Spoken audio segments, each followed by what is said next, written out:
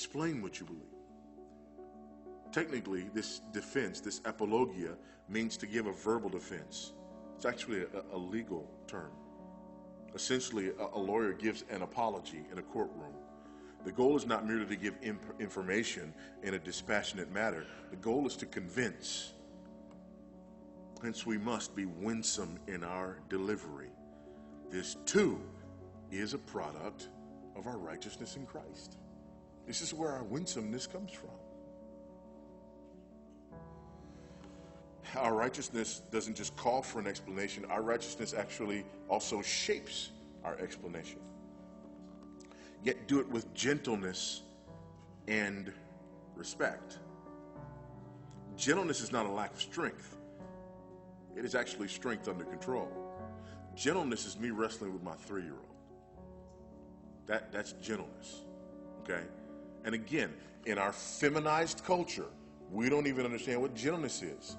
Because of our feminized culture, we try to stamp out every vestige of masculinity we can from men and try to instill every bit of masculinity we can in our young girls, right? And this we don't understand. And so because of that, we don't understand what gentleness even is. Being gentle is not about being emasculated or effeminate. It is power under control. It is strength under control. That's gentleness. So, as Christians, listen, if you want to see gentleness, gentleness is Christ on the cross.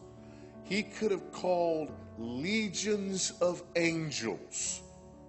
He was in control of the whole thing because he is the creator of the universe. He made the tree from which they got the wood to hang him on.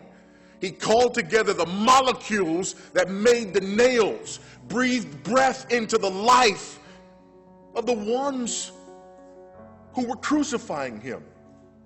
And yet he allowed himself to be killed. That's gentleness. Strength under control, power under control. So here's what's amazing. Peter says, you're going to suffer. You're going to suffer for the sake of your righteousness. You're going to suffer. And here we are. He says we're this peculiar people. We're this nation. We are powerful people. The power that raised Christ from the dead resides in us. And yet, we're humble. We don't return reviling for reviling. See, that's gentleness. There's power under control. Respect, on the other hand, is a word that can also be translated fear. However, it is not seeking the approval of man.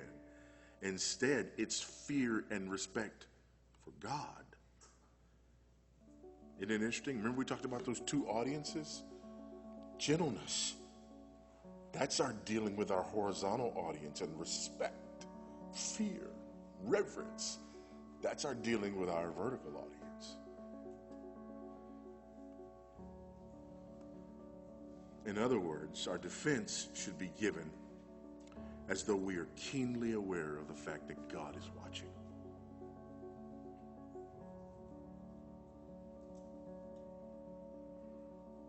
Remember, a soft word turns away wrath, but a harsh word stirs up anger.